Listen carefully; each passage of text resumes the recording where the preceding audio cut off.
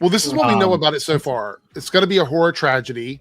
The character won't be painted as a villain. The budget is $40 million. Takes place in the DCU. And Mike Flanagan loves the Clayface episodes in Batman the Animated Series. All of that sounds good to me. I'm still not excited about it. That's the thing. Wait, where does it say that it's not going to paint itself as a villain? Deadline, I think. Okay. Yeah, Deadline. Yeah. I was like, this sounds a lot like Sony and their film.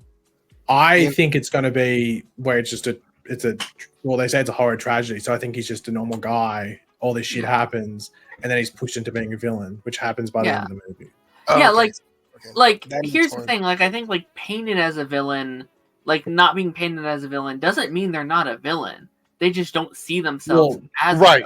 Well, villains see themselves as the hero of their own story. So a villain doesn't see themselves as a villain except for maybe like the Joker or something like that. Right. Yeah, like this is going to be a movie from his perspective. Like he's the victim. He is the one that's been hurt. Whatever. It's like the whole world's against me. But really, he's like knocking down buildings. He's hurting people. He maybe stole a baby. This is going to be an interesting test, right? So the test is James Gunn seems to believe faithfully that scripts for movies that seem really good to him should be made into films. That's the way he sees it. Yeah. And on paper, that sounds like a really sound way to put together projects because he's going with that instead of like, we have to have this project come out because this leads into this, leads into this, leads into this. And he said he wants it to feel more like Star Wars. So good stories come along, we pick up the good stories and we move forward with them. But the reality is, if you look at Star Wars, financially speaking, they've done well, but the fans have become extremely toxic because of that. Yeah. Because it feels like a strategy. There's no like where are we going? Like you're just getting this, that, and the other. And this movie to me feels unstrategic in that way. And that's why I think it could be a problem. And I think it's follows the outline that he set, being gods and monsters, and Clayface is a monster. So. No, you're absolutely right, but I don't think they've mentioned that gods and monsters in forever.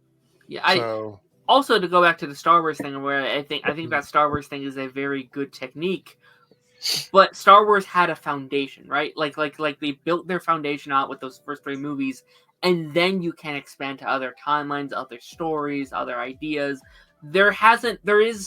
So far, at least, there hasn't been a foundation for them to build themselves onto. Right. Of course, Superman, Supergirl, Lanterns might do that. Like it seems like those are going to be like the first 3 main things that we get. But yeah, no, like I think that's my biggest problem with Clayface. I actually think Clayface could be a really, really cool movie. It absolutely could. It could be a home run. I think it being the 3rd ever DCU movie is ridiculous, though. Like, I think that's absurd. Like, well, why is Clayface getting a movie but Green Lantern as a TV show? Yeah, you know what I mean. Like that to me is crazy. But I also point out that you said that the first 3 movies established Star Wars. I would even argue that the first 6 movies established Star Wars. Like I would say the prequels sort of established that. I feel like Lanterns is so that they can flesh out the character's story to make people kind of love the new Green Lantern, whereas Clayface doesn't need a huge backstory of how he becomes Clayface. Yeah. And they don't need their I'm arguing from a IP standpoint. If we're talking about advertising characters to the audience, the Green Lantern branding is well known. Clayface is very niche, which is why it's such a low budget. I feel like it's weird that we're getting, like Darren said, this is the 3rd movie when Green Lantern's the TV show. I just don't understand that thought process for me. I think I really think Clayface was not in the cards. Like I don't think that was like, oh yes, we really want to do. I think they probably knew Batman Part 2 was not going to be ready by 2026. Like they knew it wasn't going to be a thing. And then someone, if not him, was like, "Oh wait, we actually have this project over here, and it's ready to go." They're like, "All right." And it's cheap, and we can film it in like 2 months. Right. I think it's literally a product of other things not progressing the way that they thought it would. It's a product of Warner Brothers being broke, is what I think it is.